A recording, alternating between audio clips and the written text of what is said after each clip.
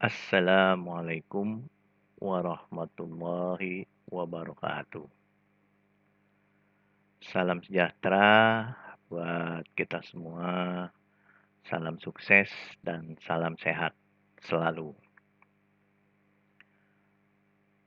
Pada kesempatan kali ini, izinkan saya akan menjabarkan dan menjelaskan tentang materi analisa laporan keuangan yang merupakan salah satu materi di dalam manajemen keuangan yang nantinya analisa laporan keuangan itu akan membahas tentang rasio-rasio yang biasa digunakan di dalam analisa laporan keuangan.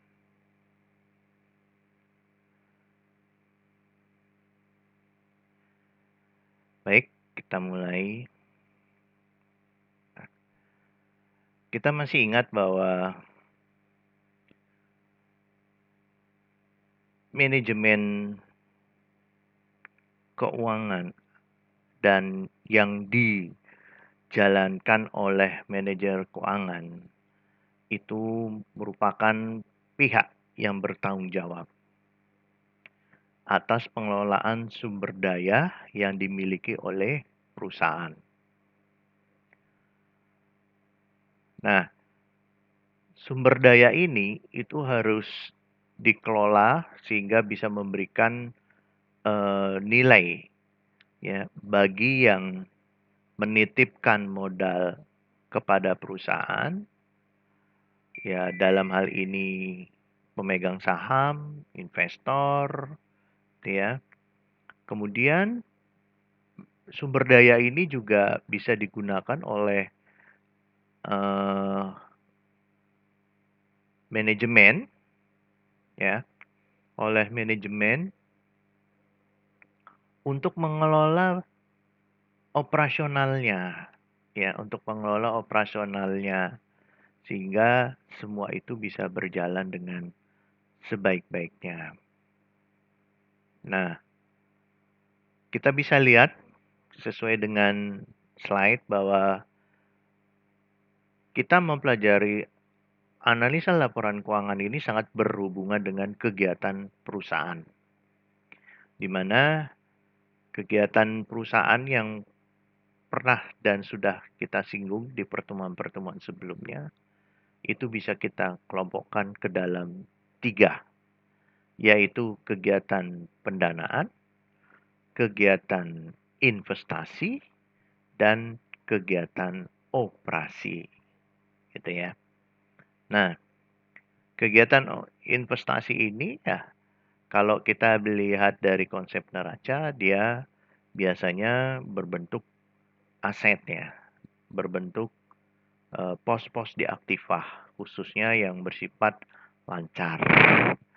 Ya, di situ seperti contoh ada kas, piutang, usaha, persediaan surat berharga, dan juga ada aktiva tidak lancar ya. Aktiva tetap seperti misalnya tanah, gitu ya.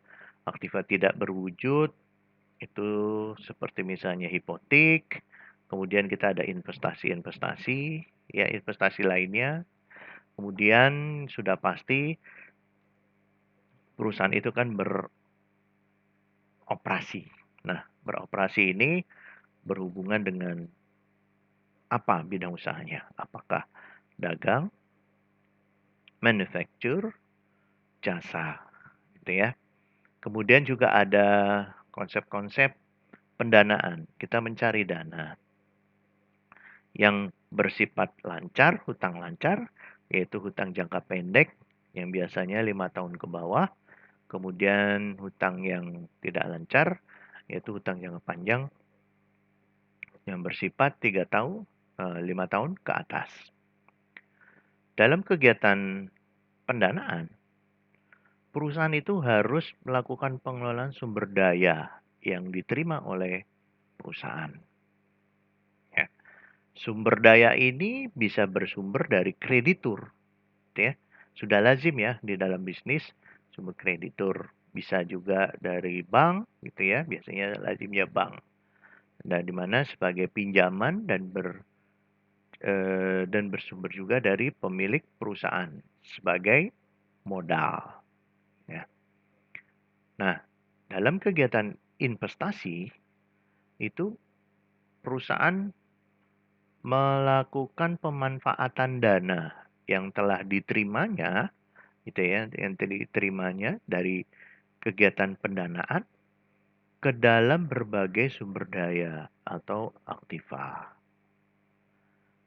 Nah, lalu di dalam kegiatan operasinya, manajemen perusahaan khususnya manajemen keuangan ini akan menggunakan sumber daya aktiva yang ada itu untuk menghasilkan keuntungan, ya, untuk menghasilkan keuntungan. Nah, tiga kegiatan ini kemudian nanti akan dipertanggungjawabkan ya, akan dipertanggungjawabkan oleh manajemen keuangan ke dalam laporan yang kita sebut sebagai laporan keuangan. Nah, mari sama-sama kita refresh. Antara lain laporan keuangan itu bentuknya neraca, laporan perubahan modal, laporan rugi laba, dan laporan arus kas. Nah, laporan keuangan seperti kita bisa lihat pada gambar di slide ini, itu memberikan ikhtisar, rangkuman ya, atas konsekuensi ekonomi terhadap aktivitas usaha yang dilakukan oleh perusahaan. Aktivitas usaha yang dilakukan oleh perusahaan tersebut diproses ke dalam sebuah sistem akuntansi. Nah, ya.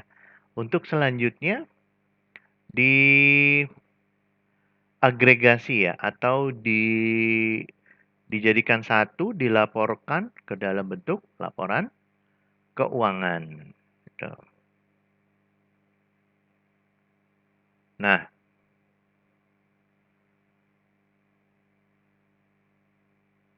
ketika sebelum kita mulai melakukan tahap-tahap analisis laporan keuangan yang bersifat sangat teknis dan bersifat umum, eh, kita refresh kembali karena konsep pertama itu kita harus memahami apa yang dimaksud dengan konsep analisis akuntansi, gitu ya. Konsep analisis akuntansi. Ini penting sekali, ya, penting sekali. Eh, Salah satu karakteristik utama laporan keuangan perusahaan adalah penggunaan basis accrual dalam penyusunannya. Nah, tidak seperti basis cash atau cash basis accrual itu mencatat eh, pengakuan beban dan pendapatan dikaitkan dengan aktivitas ekonomi pada saat terjadinya transaksi. Nah, sedangkan dengan basis kas atau cash basis, pengakuan beban dan pendapatan dikaitkan hanya dengan penerimaan atau pembayaran kas. Oleh karena itu, laba bersih yang merupakan selisih antara pendapatan dan beban yang diakui dengan basis accrual tidak mencerminkan arus kas bersih yang diterima oleh perusahaan. Nah, oleh sebab itu, transaksi yang dicatat dengan basis accrual lebih mencerminkan penerimaan-penerimaan yang bersifat expected, ya, perkiraan, harapan, ya, bukan yang bersifat actual, kejadian nyata. Nah, kas ekspektik yang akan diterima itu disebut pendapatan. Nah, dan kas ekspektik yang akan dibayar disebut sebagai beban. Ya. Karakteristik lain yang terkandung di dalam sistem akuntansi adalah adanya penetapan standar akuntansi keuangan yang memberikan keleluasaan bagi perusahaan untuk memilih dan melakukan perkiraan akuntansi yang mungkin berbeda untuk komponen pelaporannya, gitu ya.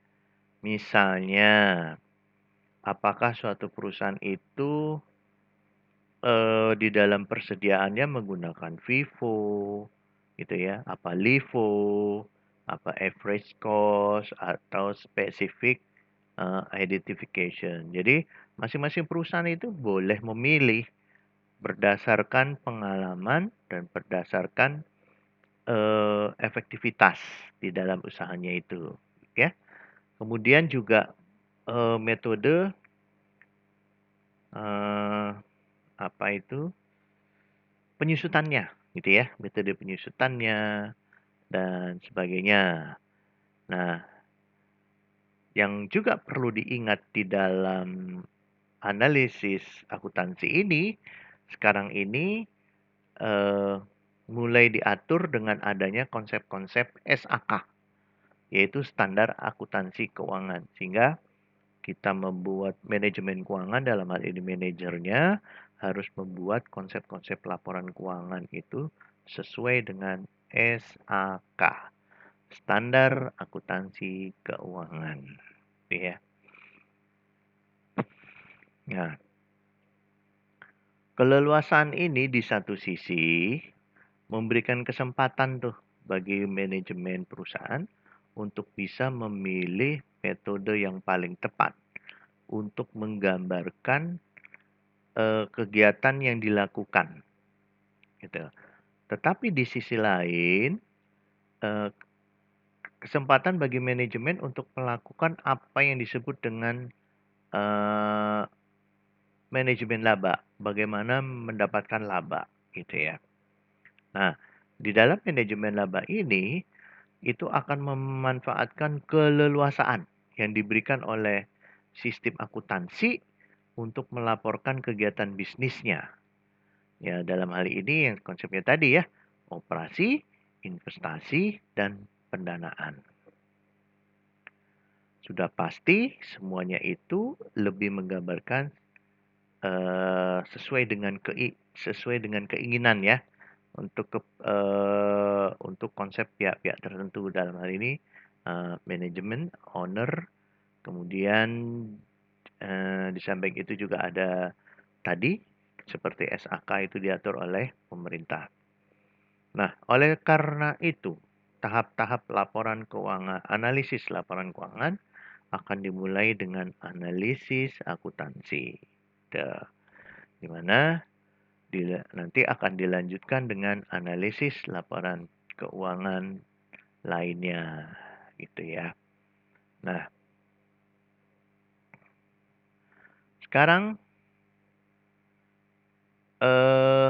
berikutnya baru langkah selanjutnya, yaitu kita melakukan eh, analisis keuangan, gitu ya. Nah, eh, pemanfaatan laporan keuangan untuk menganalisis kinerja keuangan yang telah dicapai perusahaan dan mengevaluasi kinerja perusahaan untuk di masa yang akan datang. Itu penting dilakukan, ya. Penting dilakukan sehingga semua bisa berjalan dengan efektif dan efisien. Dalam tahap ini, secara umum perusahaan itu melakukan analisis kegiatan operasi. Operasinya dianalisis dari mulai konsep biaya yang dikeluarkan, yang didapatkan, gitu ya. Kemudian dari kegiatan investasinya tadi, dan kegiatan pendapatan yang pendanaan yang telah dicapai oleh perusahaan.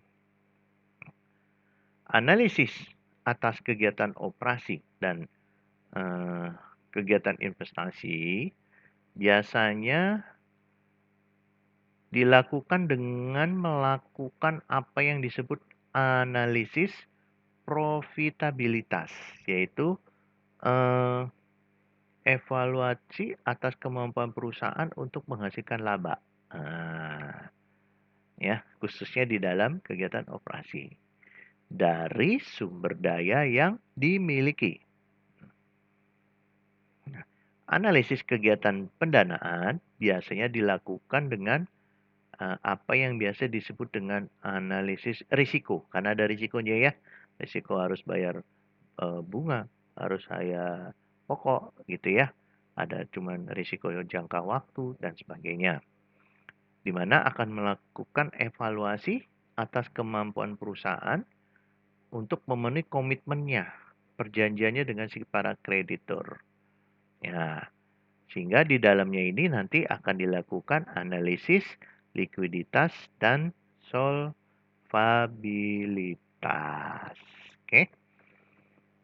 Berikutnya adalah tahap selanjutnya itu akan melakukan analisis prospektif. Ya. Nah, analisis ini itu akan membuat forecasting dan penilaian, evaluation. Nah, tetapi dalam kesempatan ini eh,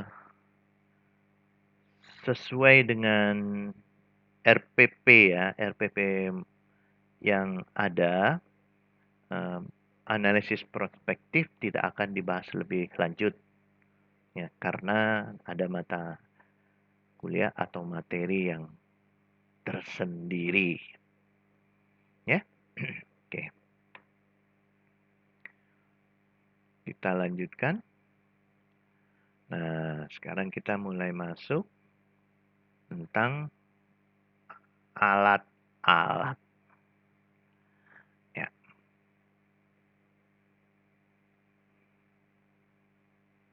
Alat-alat analisis eh, laporan keuangan itu secara garis besar itu dibagi dua, yang bersifat horizontal analysis dan vertical analysis, atau analisa horizontal dan analisa vertikal ya.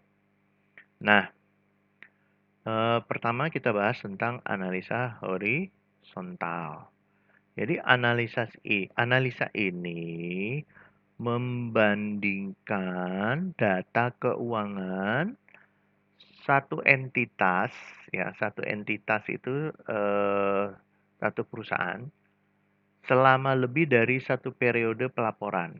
Nah, sehingga nanti nampak pos-pos yang berubah cukup besar selama periode tersebut. Jadi entitasnya itu apa saja dari suatu perusahaan, entitasnya kan nanti akan banyak. Nanti ada contoh di neraca di slide berikutnya, ya. Nah, eh,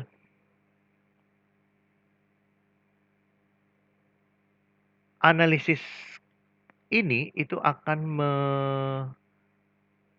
menganalisa, mengevaluasi khususnya antara neraca, laba rugi, dan arus kas untuk beberapa periode.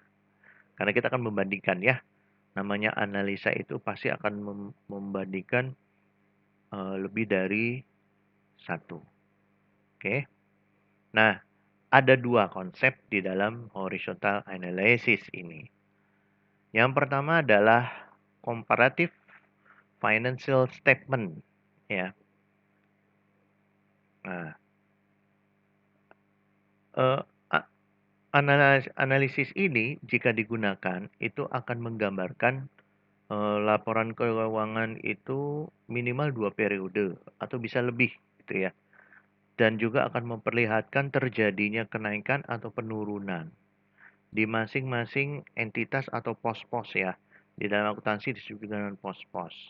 Dan berapa persen perubahannya terjadi selama periode tertentu. Ya. Berikutnya, sistem yang kedua adalah trend and analysis. Ya. Nah, analisis ini itu membandingkan data pos-pos di dalam suatu laporan keuangan tertentu selama beberapa tahun. Umumnya itu 5 sampai 10 tahun, ya. Bisa juga lebih dari itu. Di mana nanti akan dinyatakan di dalam persentase. Nah, di slide berikutnya ini ada contohnya ya. Nah, ini dia. Ini ada perbandingan ya, dalam hal ini contohnya hanya 2 tahun, 2001 dan 2000. 2000 adalah yang menjadi tahun dasar ya. Nah, kemudian dianalisis bagaimana masing-masing pos yang ada di dalam neraca ini, apakah terjadi kenaikan atau penurunan. Nah, di dalam laporan akuntansi atau di dalam konsep akuntansi, sudah lazim bahwa jika terjadi penurunan, itu biasanya menggunakan eh, tanda dalam kurung atau tinta berwarna merah. Ini contohnya ya, comparative financial statement. Jadi membandingkan terjadinya turun naiknya berapa antara tahun dasarnya, ini tahun dasarnya tahun 2000 ya. Tahun 2000 dibandingkan dengan ini terjadi naik atau turun berapa persentasenya. Kalau untuk ini persentasenya sudah pasti tahun 2000 ini adalah yang menjadi tahun dasar pembagi. Kemudian nanti dikali 100%. Oke. Nah, kita lanjutkan. Berikutnya itu juga ada konsep analisis vertikal. Nah, analisis ini itu menghubungkan ya, menyatukan atau membandingkan pos-pos laporan keuangan suatu entitas antara pos yang satu dengan pos yang lain dalam satu periode pelaporan. Sehingga nanti akan terjadi dampaknya suatu pos itu, berapa besarnya persentase terhadap pos lain yang akan dilakukan sebagai dasar. Ya. Nah, misalnya nanti akan kita lihat ya contohnya di gambar berikutnya. Nah, mempunyai dua teknik juga vertical analysis ini atau analisa vertikal. Yang pertama adalah common size financial statement. Yang kedua adalah analisis rasio. Ya. Common size financial statement itu akan menggambarkan, akan menunjukkan pos-pos di dalam laporan keuangan itu sebagai persentase dari pos kunci. Nah, pos kunci itu apa? Nanti contohnya. Nanti pos kuncinya itu apa? Apakah nanti kalau di dalam neraca pos kuncinya adalah total aktiva misalnya. Itu akan menjadi pos nilai 100. Kalau misalnya di laporan rugi laba misalnya pos kuncinya adalah total pendapatan gitu ya. Nah, itu yang akan dijadikan pos kuncinya. Misalnya pos pendapatan. Nah, ini akan menunjukkan betapa pentingnya pos tersebut sebagai dasar gitu ya. Ya, pendapatan itu kan pemasukan. Jadi itu harus dijadikan dasar. Nah, berikutnya analisis rasio. Analisis rasio inilah yang nanti akan dibahas lebih dalam karena analisis ini lazim umum digunakan untuk menganalisa sebuah laporan keuangan untuk memperlihatkan bagaimana operasional dari perusahaan yang mempunyai laporan keuangan tersebut. Ya. Nah, ini akan menghubungkan antara dua pos dengan pos yang satu yang sudah menjadi konsep baku ya. Nanti akan banyak konsep bakunya. yang akan kita lihat. Nah, ini kita lihat contohnya ya. Contohnya di sini tadi seperti sudah dijelaskan dan ada di slide berikut, persentase yang menjadi dasar pokok untuk misalnya ini adalah laporan laba rugi, ya pendapatannya yang harus kita jadikan patokan ya. Karena ini menggambarkan bahwa kita untung atau tidak misalnya.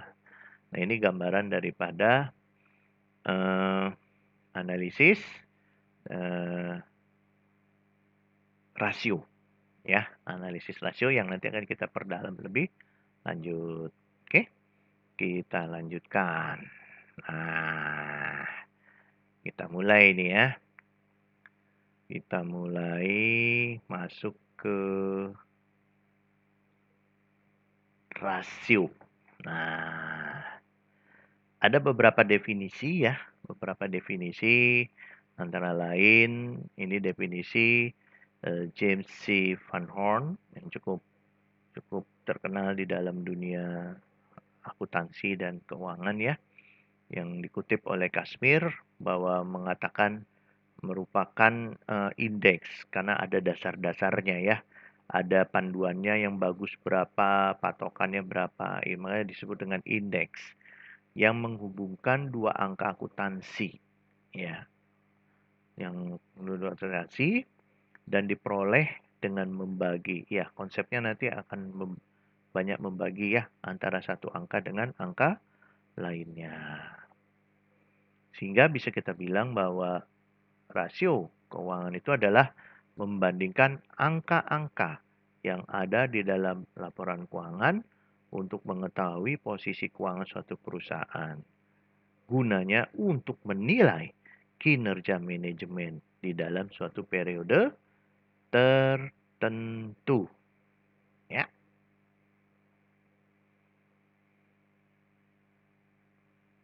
Oke. Nah, apa fungsinya? Antara lain, ya. Yang pertama, seperti tadi, kita kan bisa mengetahui kinerja perusahaan itu, ya.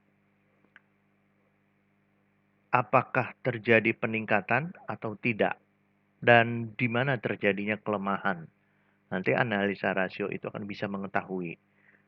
Misalnya suatu suatu periode tertentu, suatu perusahaan ini eh, banyak hutangnya daripada aset atau daripada kemampuan aktiva lancarnya, gitu.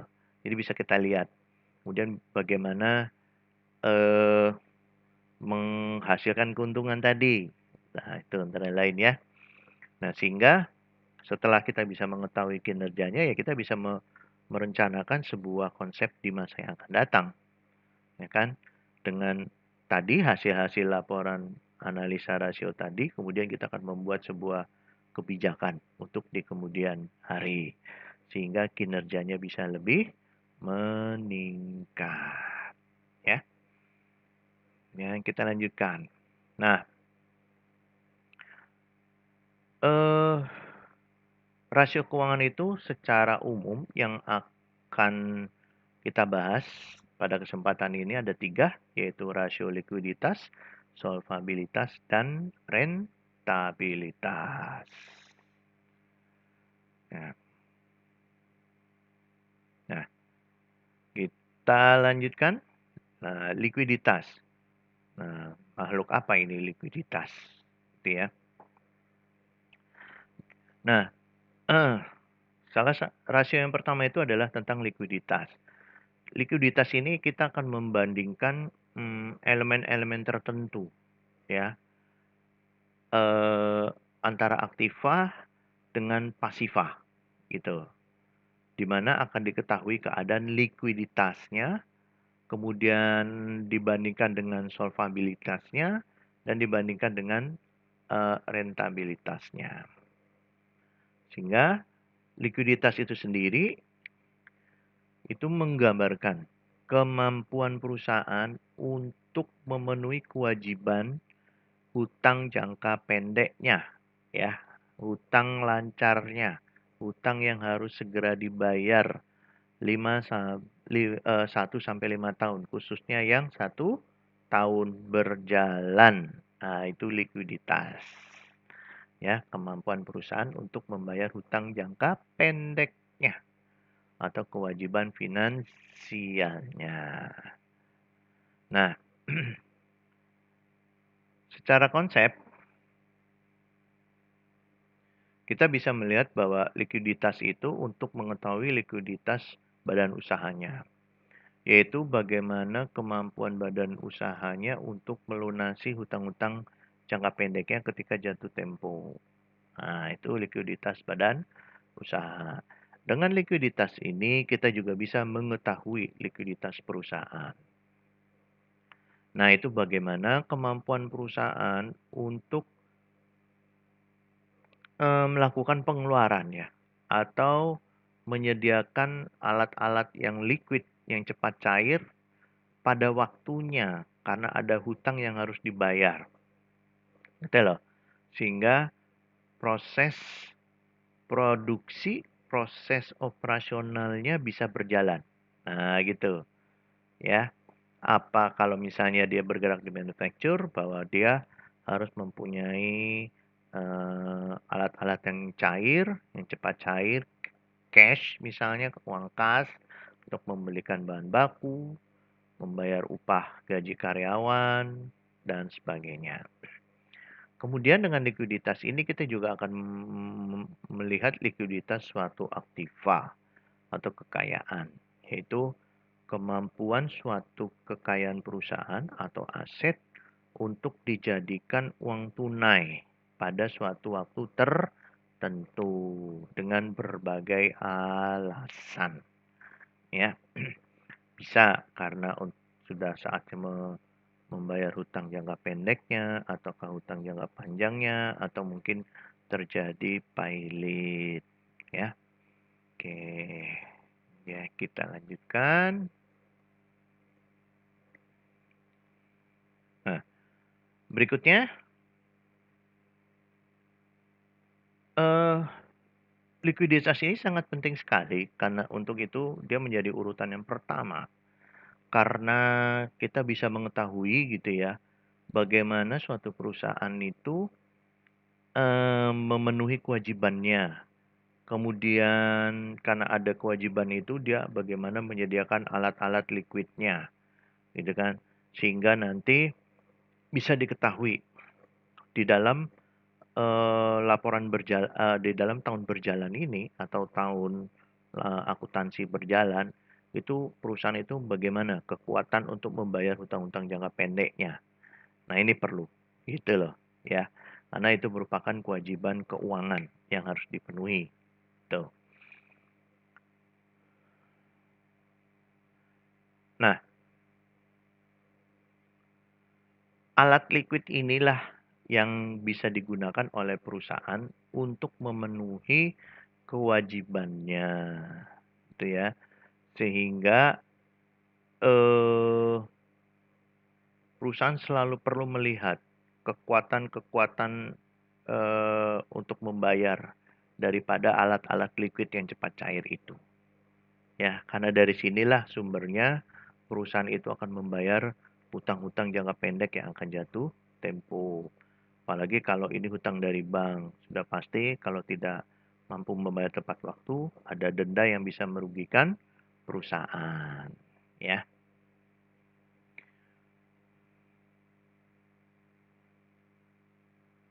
Nah, supaya kita bisa mengetahui dengan pasti, makanya tadi salah satu definisi itu menyebut dengan indeks. Nah, supaya kita bisa mengetahui tadi bagaimana kemampuan perusahaan itu untuk membayar utang-utang jangka pendeknya, akhirnya kita harus melakukan namanya analisis rasio likuiditas. Itu disebut dengan rasio likuiditas. Jadi, untuk mengetahui kemampuan perusahaan ya membayar utang jangka pendeknya. Sehingga eh, rasio ini juga bisa menjadi dasar bagi perusahaan gitu ya untuk mengambil keputusan dalam rangka memenuhi kewajiban finansialnya gitu. Oke.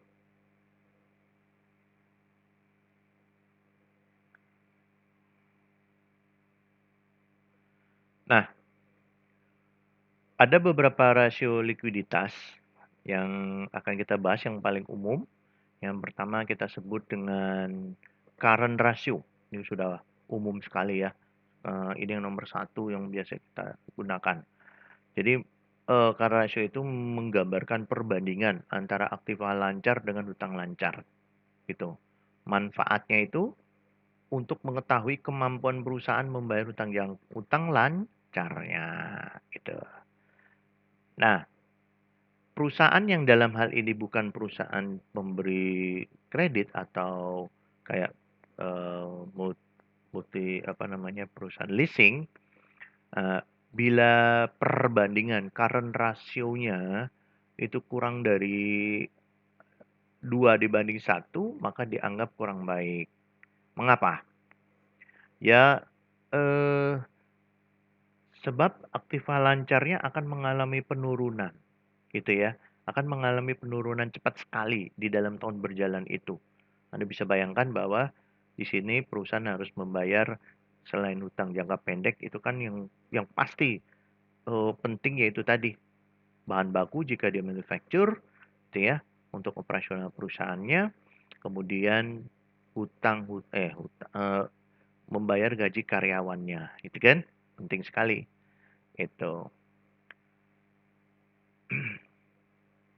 Sehingga bisa dianggap bahwa jumlah aktiva yang tidak cukup untuk menutupi hutang lancar. Itu jika kurang dari 2:1.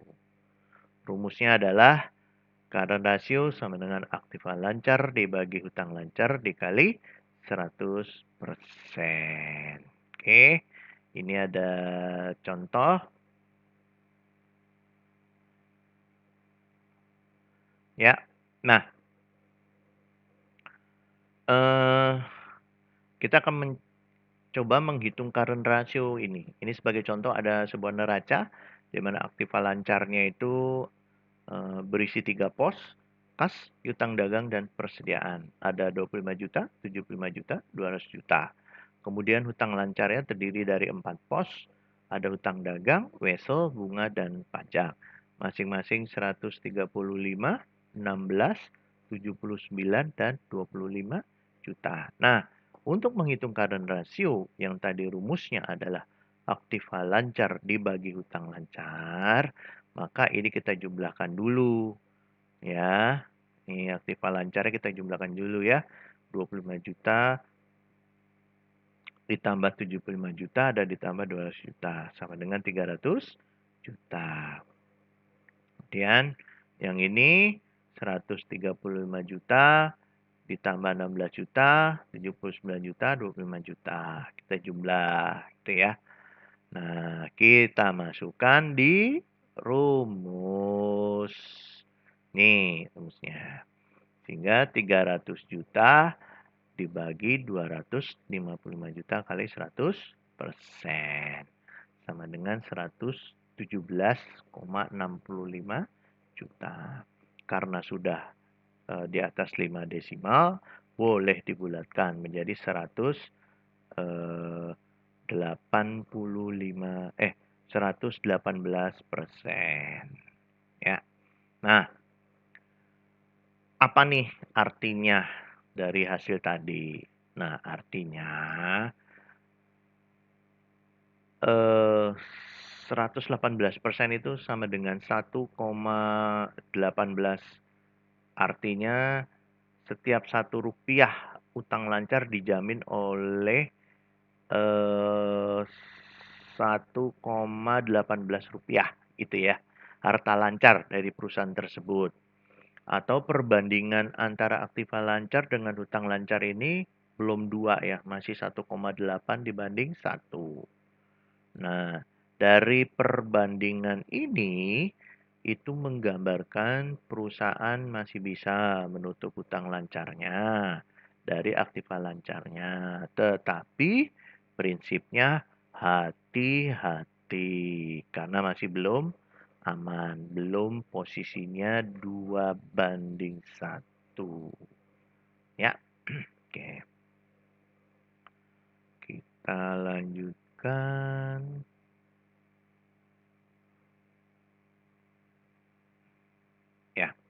Berikutnya adalah cash ratio.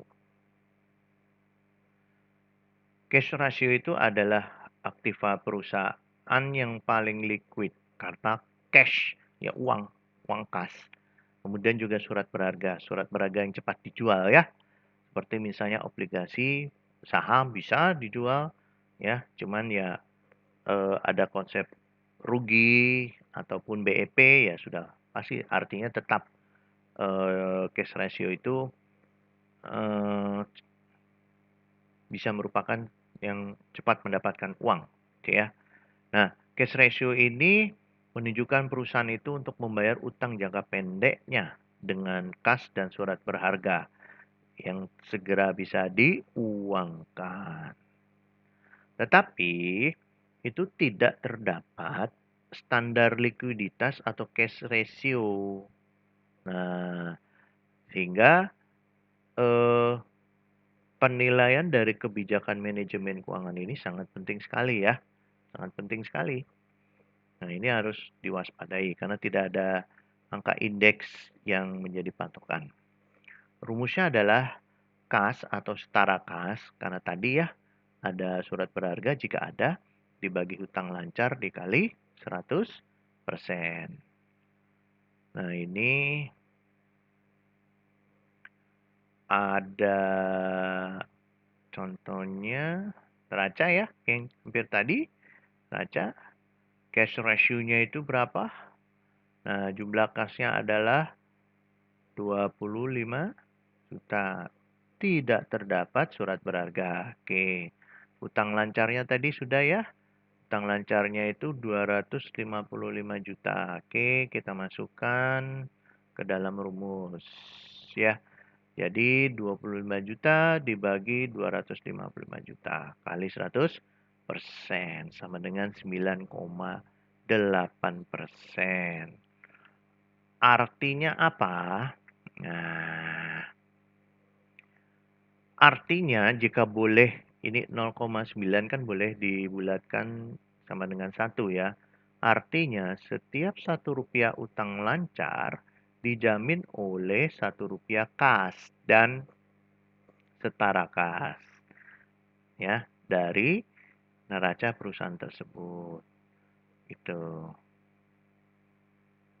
Atau perbandingan antara aktiva lancar dengan utang lancar adalah 1:1. Nah, rasio ini itu menunjukkan posisi atau porsi jumlah kas ditambah setara kas dibandingkan dengan total aktiva lancar. Jadi utang lancar ya, semakin besar rasionya semakin baik. Berarti punya kekuatan uang kas untuk membayar gitu ya.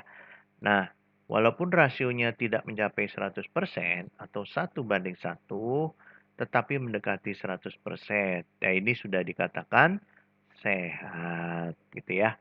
Karena walaupun ada pembulatan tapi belum mendapatkan 1. Ya. Kita lanjutkan. Berikutnya adalah quick ratio. Quick ratio itu adalah membandingkan antara aktiva lancar dikurangi persediaan dengan kewajiban lancar. Nah, persediaan itu sudah sama-sama diketahui ya pada materi-materi dasar akuntansi dan akuntansi menengah. Antara lain persediaan itu bisa berwujud alat-alat kantor, bahan baku, barang dalam proses, dan persediaan barang jadi tergantung jenis perusahaannya. Ya. Nah, tujuan manajemen persediaan ini itu eh, mengadakan persediaan, ya, menyiapkan persediaan yang dibutuhkan untuk operasionalnya, gitu, ya, supaya operasionalnya itu berkelanjutan dengan konsep biaya seminimum mungkin. Nah, gitu ya. Nah, suatu perusahaan yang mempunyai rasio cepat kurang dari 1:1 atau 100% dianggap kurang baik tingkat likuiditasnya. Ya. Rumusnya, aktiva lancar dikurangi persediaan dibagi hutang lancar kali 100%. Ya. Ini ada contohnya. Oke. Aktiva lancarnya udah ketahuan tadi ya, 300 juta. Nih, 300 juta. Kemudian utang lancarnya juga sudah diketahui 255 gitu. Tetapi ini harus dikeluarkan, dikurangi persediaan 200 juta. Jadi kita masukkan rumus ya. Oke, kita masukkan rumus 300 juta dikurangi 200 juta dibagi 255 juta kali 100%. Hasilnya adalah 39,2%. Artinya apa ini? Nah, jadi 39,2% atau kita bulatkan 3,9 itu artinya setiap Rp1 utang lancar dijamin oleh Rp4 harta lancar dari perusahaan tersebut, gitu ya. Atau perbandingannya antara aktiva lancar dengan hutang lancar adalah 4:1. Nah, jika terjadi perbedaan yang sangat besar antara quick ratio dengan current ratio, maka terjadi investasi yang besar pada persediaan, gitu ya. Ingat, jika terjadi perbedaan besar antara quick ratio dengan current ratio, maka terjadi investasi yang besar pada persediaan. Nah, rasio ini menunjukkan kemampuan aktiva lancar yang paling liquid, paling cepat cair, gitu ya, yang mampu menutupi hutang lancar. Semakin besar rasio ini, semakin baik. Nah, angka rasio yang hasil perhitungan ini itu angka rasio ini tidak harus 100% atau tidak harus 1:1. Walaupun rasionya tidak mencapai 100%, tetapi mendekati. Oleh sebab itu, bisa dikatakan sehat. Ya.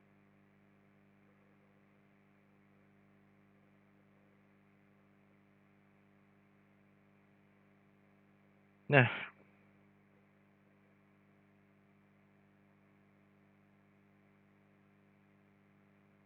sekarang kita bisa melihat tadi bahwa likuiditas itu sangat penting sekali ya.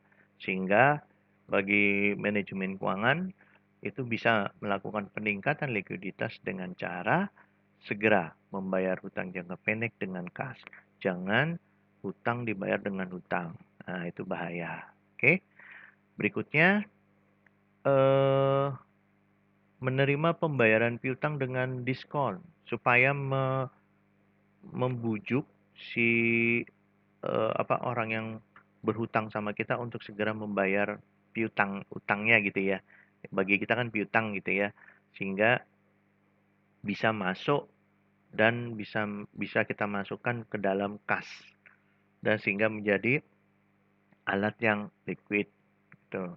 Kemudian untuk mempercepat kita juga bisa menjual barang-barang dengan potongan-potongan harga tertentu, bisa juga dengan diskon, bisa juga dengan termin gitu ya. Sehingga eh,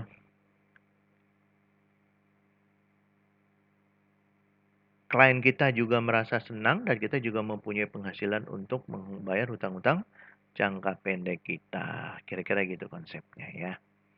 Kemudian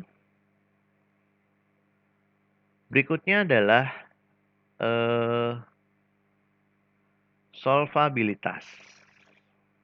Nah, tadi udah rasio likuiditas, kemudian berikutnya adalah solvabilitas. Nah, solvabilitas ini adalah gambaran kemampuan perusahaan untuk memenuhi semua kewajibannya, ya, semua kewajiban si perusahaan. Apabila perusahaan itu dinyatakan pilot atau dilikuidasi. Jadi perusahaan itu mungkin karena suatu sebab eh, bangkrut, tutup, kemudian pada saat ditutup itulah solvabilitas ini dilihat berapa kemampuannya, ya.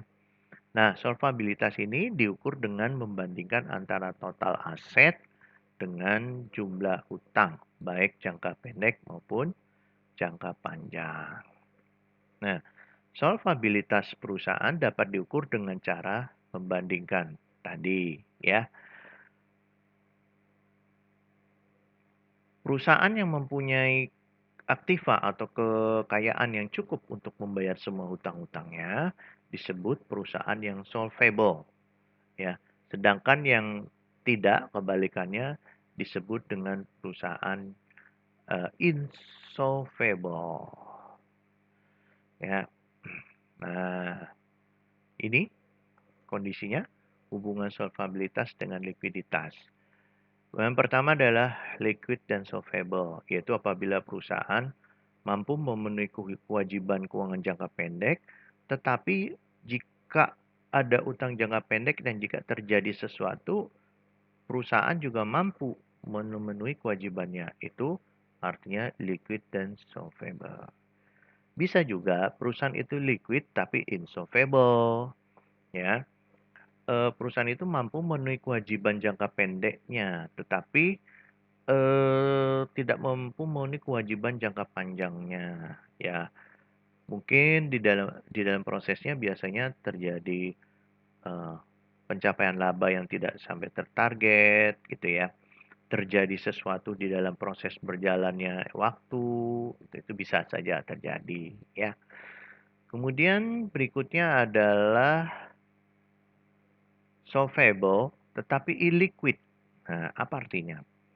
Perusahaan tidak dapat memenuhi kewajiban keuangan jangka pendek, tetapi justru jangka panjangnya mampu dipenuhi. Yaitu solvable tapi illiquid. Nah, biasanya perusahaan seperti ini itu dia setiap ada pendanaan jangka pendek itu langsung digerakkan untuk operasionalnya sehingga dia tidak mampu memenuhi utang jangka pendeknya. Jadi uangnya sebagai modal gitu ya. Nah, untuk jangka panjangnya dianggap mampu karena nanti akan mendapatkan keuntungan. Oke? Ada juga yang insolvable dan illiquid. Wah, kalau ini sudah pasti perusahaan ini mau gulung tikar ya, bangkrut. Dan akhirnya pilot. Nah, ini biasanya bagian keuangan akan tahu nih perusahaannya masih sehat atau tidak, seperti yang sudah pernah saya singgung. Ya, oke, kita lanjutkan. Nah, ini kira-kira menghitungnya ya. Rumusnya jumlah total aktiva dibagi hutang, baik jangka pendek maupun jangka panjang. Jika hutangnya bertambah, otomatis kemampuan untuk membayarnya juga rendah. Nah, tetapi kemampuan eh, solvabilitas itu bisa ditingkatkan dengan cara bagaimana? Yaitu menambah aktiva tanpa utang atau menambah aktiva relatif lebih besar daripada tanggung utang. Bisa saja ya, namanya namanya aktiva mungkin dapat misalnya ya pemilik mendapatkan apa namanya warisan warisan tanah yang akhirnya dimasukkan digerakkan untuk operasional perusahaan misalnya, ya bisa juga. Terus seperti tadi kita berusaha memanage piutang supaya masuk ya dengan baik bisa juga. Kemudian kita berusaha nih mengurangi utang tanpa mengurangi aktiva. Artinya gini, kita bayar utang itu betul-betul dari operasional kita, bukan mungkin kita menjual aset gitu ya. Nah, ini usahakan seperti ini sehingga aktiva kita tidak berkurang untuk membayar hutang. Kira-kira gitu konsepnya ya. Kita lanjutkan.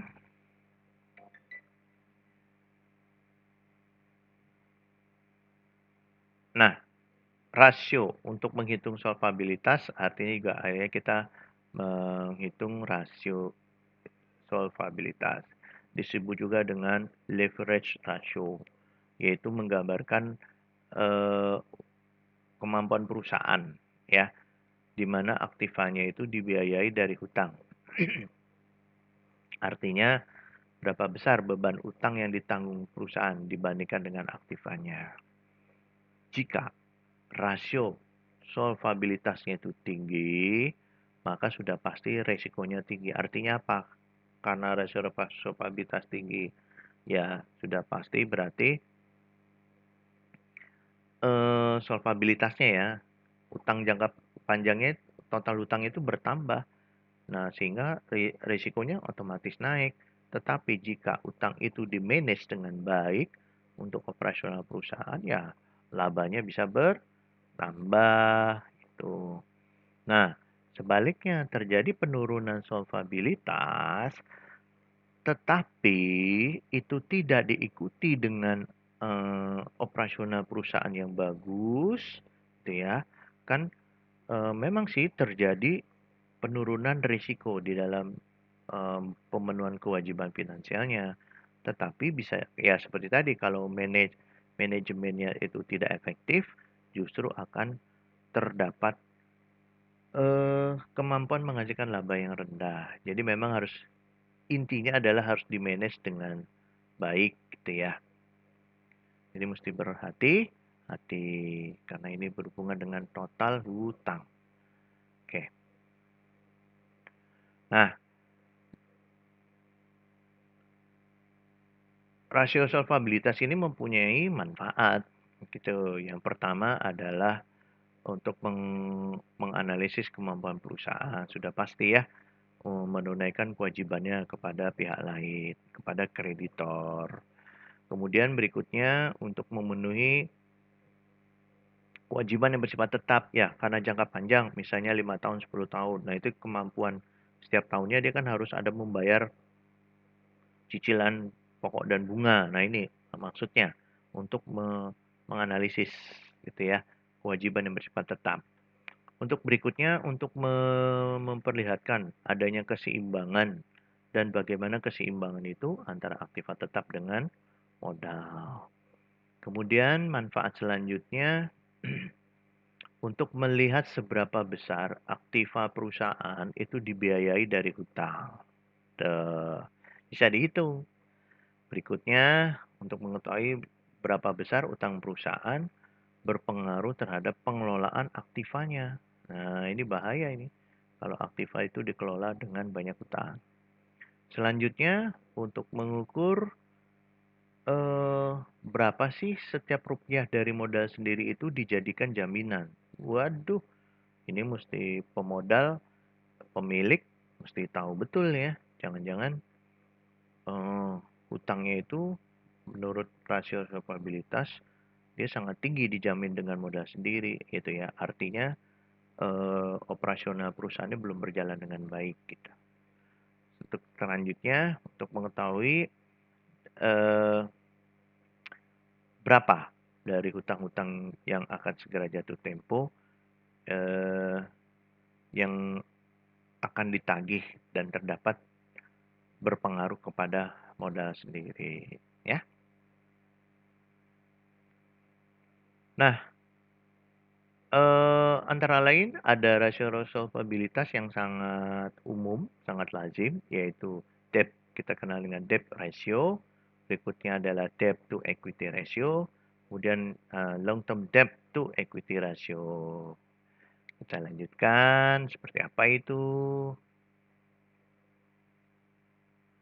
Nah, debt ratio.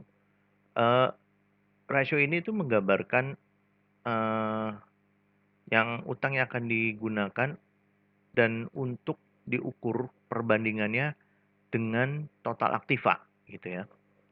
Jadi total utang dengan total lain. Arti kata lainnya bahwa seberapa besar aktiva perusahaan dibiayai oleh utang atau seberapa besar utang perusahaan berpengaruh terhadap pengelolaan aktiva. Rumusnya adalah total hutang dibagi total aktiva dikali 100%. Oke. Berikutnya debt to equity ratio. Nah, rasio ini merupakan rasio yang digunakan untuk menilai utang dengan ekuitas.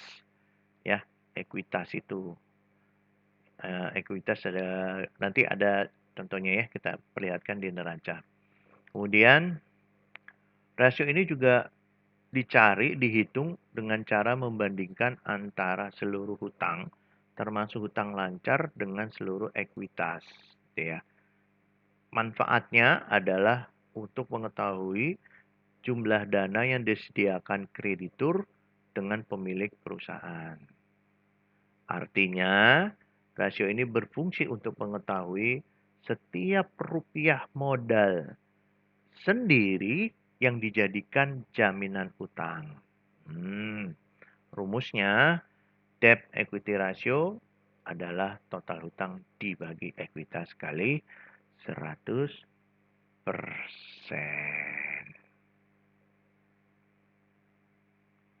Berikutnya, sebelum kita lihat contoh, kita lanjutkan dulu dengan pengertiannya, yaitu long term debt to equity ratio. Jadi, ratio ini adalah utang jangka panjang dibandingkan dengan modal sendiri. Nah, tujuannya itu untuk mengukur berapa bagian dari setiap rupiah modal sendiri yang dijadikan jaminan utang jangka panjang.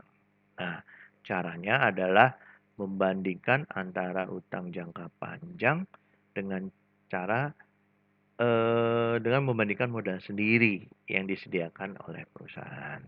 Nah, sebab itu rumusnya adalah total hutang jangka panjang dibagi total ekuitas kali 100%. Nah, ini ada neraca. Kita coba ya. Nah, dari neraca ini, oke, hutang lancar. Pertama adalah debt to asset ratio, debt ratio. Yang rumus debt ratio itu adalah total hutang dibagi total aktiva. Hutang lancar ditambah hutang jangka panjang. Itu di total berapa ya? Ini dalam ribuan. Kemudian berapa total aktiva? Ini total aktivanya ya. 4.200. Kalau total hutang lancarnya dengan panjang ini 2 ribuan ya. 2 ribuan nih. Kurang lebih 2 ribuan. Oke, baru kita masukkan rumus. Itu ya. Oke, nih kita masukkan rumus ya. Nah, total hutang tadi 2.000 dari neraca tadi dibagi dengan total aktiva dikali 100%. Artinya adalah 48% atau setara dengan 47,6 rupiah. Artinya rasio ini menunjukkan bahwa 48% pendanaan perusahaan dibiayai dengan utang. Maksudnya, setiap 100 rupiah pendanaan perusahaan, 48 rupiahnya dibiayai dengan utang. Wow. Dan masih aman ya. Dan 52 rupiahnya disediakan oleh pemegang saham. Menunjukkan perusahaan dibiayai hampir sepenuhnya dari hutang. Nah, itu ya. Bahaya hampir 48%, hampir 50% loh. Ya, hampir 40 ya hampir 50%. Itu dibiayai dari hutangnya. Wah, ini harus perusahaan ini harus melakukan pengetatan ya. Maksudnya pengetatan itu ya harus benar-benar operasionalnya harus efektif, efisien. Oke, kita lanjutkan. Tadi dari neraca tadi ya, dari neraca tadi kalau kita masukkan debt equity ratio adalah total hutang dibagi total equity. Oke, dari mana nih? Kita balik ke neracanya nih ya. Ini dia equity ya.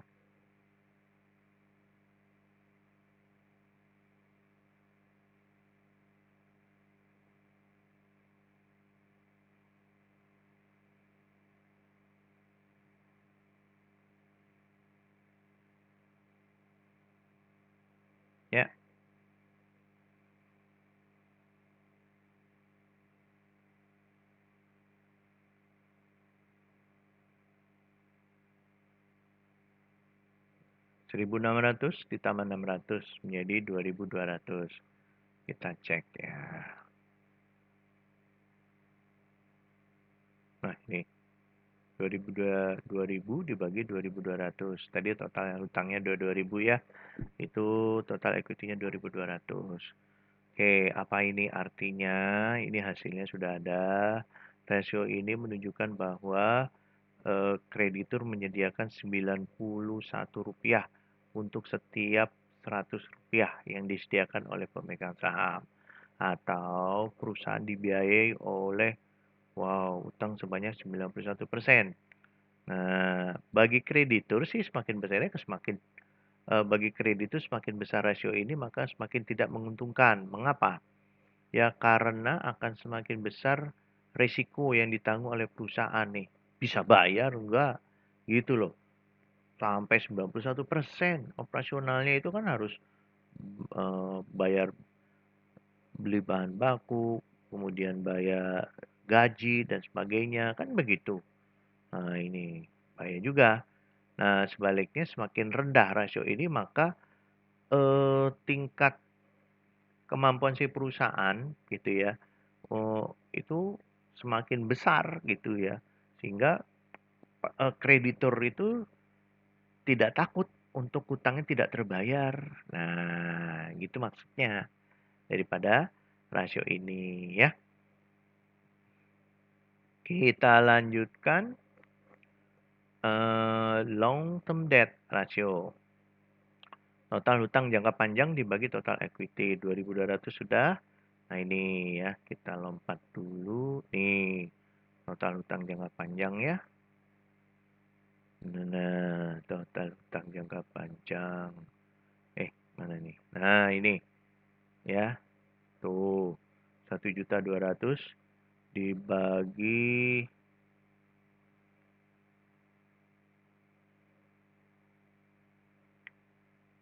2.200 dikali 100%. Hasilnya adalah 0,54. Artinya menunjukkan bahwa utang jangka panjang menyediakan 54% dari modal sendiri atau ekuitas milik perusahaan. Maksudnya 54% pendanaan perusahaan dibiayai oleh hutang jangka panjang dan 46% dari modal milik sendiri. Bagi si kreditur, semakin besar rasio ini maka akan semakin tidak menguntungkan. Ya kan? Karena semakin tinggi rasio ini maka semakin tinggi juga hutang jangka panjang yang dimiliki oleh si perusahaan. Gitu loh. Nah, sudah mengkhawatirkan perusahaan ini jangka panjang loh. Artinya Anda bisa bayangkan kalau misalnya ini 5 tahun dan ada bagian keuangan, Anda itu bisa tahu bahwa selama 5 tahun ini perusahaan ini terengah-engah gitu loh. Artinya bebannya berat karena hampir hampir di atas 50% gitu loh. Nah ini gambarannya. Ini bagian keuangan sehingga bisa mengetahui, waduh. Nah bagi para kreditor, ini jangan-jangan sanggup nggak menjalankan ininya gitu ya. Nah, kita lanjutkan.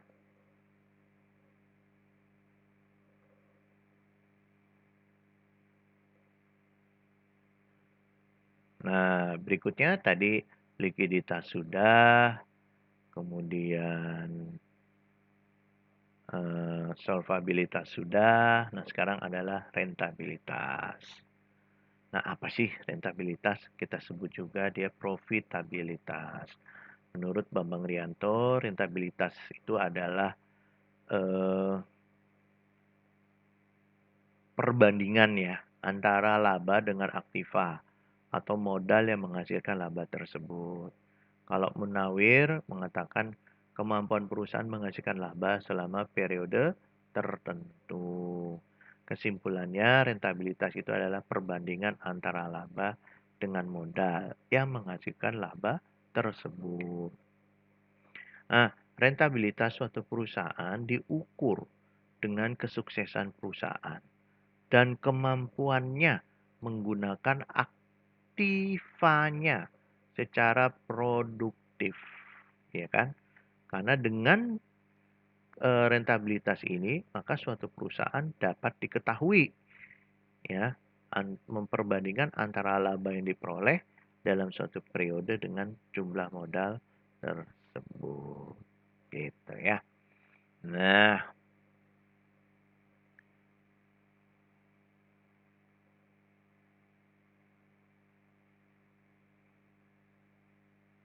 oke.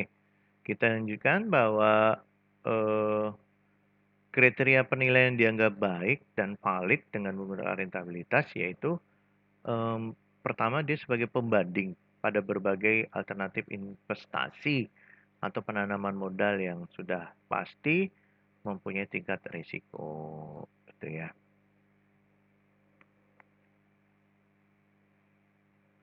Nah, jadi secara umum bahwa dapat dikatakan semakin besar risiko suatu investasi, maka dituntut rentabilitas yang semakin tinggi. Ya, kemampuan menghasilkan labanya harus tinggi pula, gitu kan. Demikian juga sebaliknya. Nah, sehingga rentabilitas ini menggambarkan tingkat laba yang dihasilkan oleh modal yang ditanamkan karena rentabilitas dinyatakan dalam angka relatif, gitu ya. Dinyatakan dalam angka relatif. Nah, rasio rentabilitas ini itu menggambarkan kemampuan perusahaan untuk mendapatkan labanya melalui semua kemampuan yang bersumber dari penjualan, kas, modal, jumlah karyawan, jumlah cabang, dan sebagainya. Ya. Nah, menilai rentabilitas perusahaan itu bermacam-macam caranya. Jadi tergantung pada laba atau aktiva atau modal mana yang akan diperbandingkan gitu loh satu dengan yang lainnya gitu ya. Jadi mau dibandingkan dengan laba, aktiva, atau modal. Nah, gitu maksudnya ya. Nah, ini rasio rentabilitas yang umum itu ada tiga, yaitu profit margin on sales, ROE, return on investment, dan return on equity. Oke, kita bahas dulu konsepnya secara umum. Pertama adalah profit margin atau profit margin on sales. Nah, eh, rumusnya adalah margin laba kotor dibagi gross profit. Jadi, margin laba kotor itu menggambarkan persentase laba kotor dibandingkan dengan penjualan. Laba kotor ini dimaksud laba yang belum dihitung dengan pajak, gitu ya.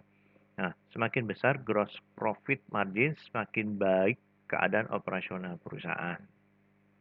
Karena menunjukkan bahwa harga pokok penjualan relatif lebih rendah dibandingkan dengan penjualan. Harga pokok penjualan kan berarti total biayanya ya untuk menghasilkan suatu barang. Itu harga pokok penjualannya.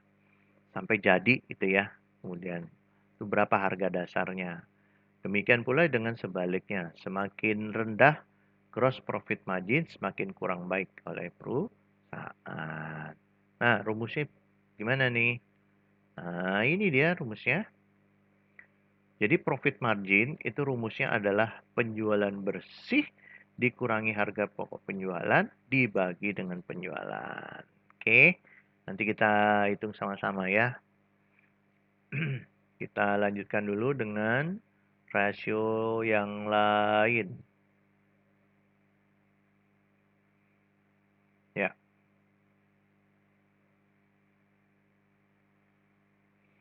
berikutnya adalah margin laba bersih atau net profit.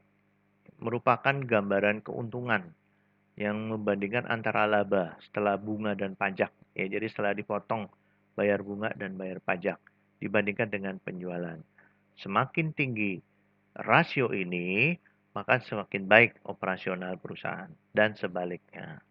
Rumusnya adalah laba bersih setelah pajak, earning after EAIT ini earning after interest and taxes gitu ya. Jadi laba bersih setelah dikurangi dengan biaya bunga dan pajak. Oke. Kemudian ini ada neraca ya, ada neraca. Ada laporan rugi labanya ya. Ada laporan rugi labanya. Kemudian kita mau hitung pertamanya ya. Pertamanya eh, adalah gross profit margin. Oke, nanti kita masukkan ke rumusnya. Kita lihat dulu neracanya ini. Rumusnya adalah penjualan bersih. Nah, ini dia penjualan bersihnya. Kemudian harga pokok dikurangi harga pokok penjualan dibagi penjualan itu sendiri, ya. Jadi gross profit margin itu adalah 8.500 dikurangi 5.250 dibagi 8.150. Kita masukkan ke rumusnya. Ya, nih. Hasilnya adalah 38%. Maksudnya, artinya setiap Rp100 penjualan bersih yang dihasilkan oleh perusahaan, Rp62 dipergunakan untuk menutup harga pokok penjualan. Gitu. Sehingga tersisa Rp38 saja untuk menutup biaya operasional. Terlalu riskan ya. Dengan kata lain, dengan kata lain nih, penjualan bersihnya itu dihasilkan 62 dari hasil penjualan bersih ya, 62%-nya habis untuk menutup HPP, ya kan? Sehingga tersisa hanya 38%. Wow, ini nggak sehat ya. Jadi Anda bisa renungkan sendiri. Oke. Kemudian kita lihat lagi neracanya. Konsep keduanya adalah net profit margin. Margin laba bersih, ya. Rumusnya penjualan bersih setelah earning after interest and taxes. Ini belum ada, nanti kita hitung ini EBT, earning before tax, kemudian ada pajaknya 20% gitu ya. Kebetulan saya tadi ini belum dimasukkan tetapi sudah dihitung, nanti dimasukkan ke rumus. Jadi nanti Anda hitung caranya adalah nih total penjualan dibagi dulu dengan pendapatan lainnya ya. Ketemu berapa? Katakan A gitu ya, sejumlah A. Kemudian dikurangi dengan ini. Biaya harga pokok penjualan itu ditambah jumlah total biaya operasi ya, ditambah penyusutan, ditambah dengan biaya bunga. Itu berapa jumlahnya? Kemudian hasilnya dikurangi berapa? Itu adalah earning before tax ya. Kemudian pajak. Ini kebetulan biaya bunganya udah masuk di sini 500 sehingga ini EBT, earning before tax berapa. Kemudian hasilnya itu diambil 20%-nya berapa? Ketemulah earning after interest and taxes. Nah, berapa angkanya? Nah, ini belum dimasuk, nanti Anda bisa hitung. Nih, net profit margin itu penjualan bersihnya adalah earning after interest and taxes. Jumlahnya adalah 1.520 dibagi 8.500 sama dengan 0,17 atau 17%. Artinya, setiap Rp100 dari penjualan bersih yang dihasilkan, laba bersih tersisa hanya Rp17. Sedangkan Rp83-nya untuk menutup HPP. Biaya operasional dan pajak. Oh, itu ya. Nah, artinya dari total penjualan neto yang dihasilkan, perusahaan hanya menyisakan 17% laba bersih. Ya masih untung sih ya, masih ada laba gitu ya. Di mana 83%-nya untuk menutup HPP, biaya operasional dan pajak. Ya masih ada untung, masih bagus ya. Oke, kita lihat lagi di neraca. Hitungan rasio yang ketiga, yaitu ROI, Return on Investment. Ya kan? Rumusnya adalah penjualan bersih, earning yang dibagi total aktiva. Tadi udah ketemu ya, EAIT-nya adalah 1.520. Kemudian nih total aktivanya berapa? Nah, total aktivanya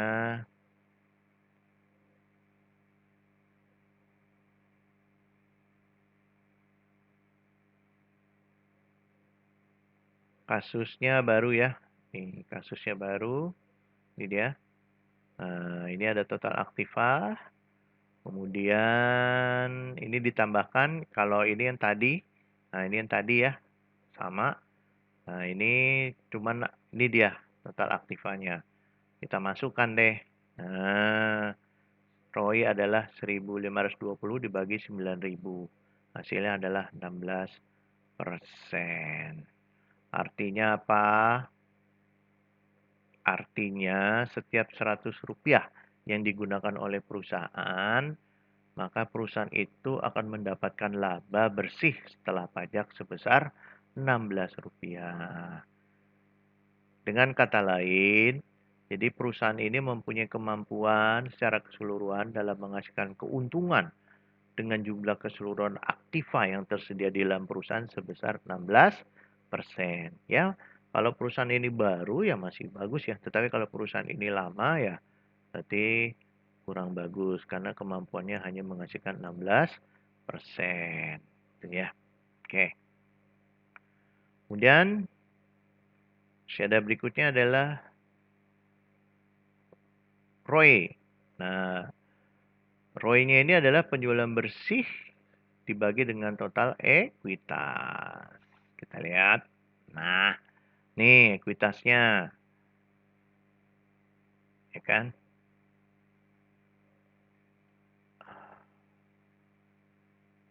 Penjualan bersihnya tadi udah nih ekuitasnya 2.300. Oke. Ini sama. Ini sama ya tadi ya. 1.520 kita masukkan.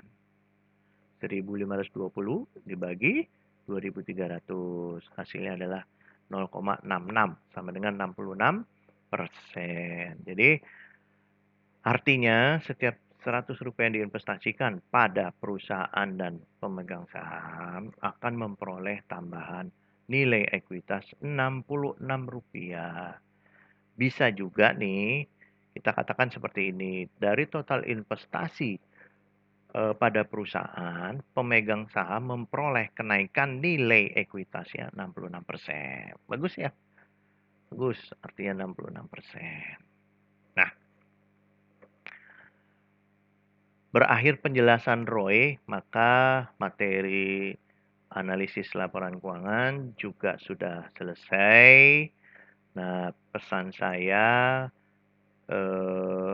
video ini Anda dengarkan kembali, kemudian materinya khususnya yang bersifat dengan rumus Anda mantapkan, sehingga jika nanti ada kasus, ada ujian, Anda sudah hafal dengan rumus-rumusnya.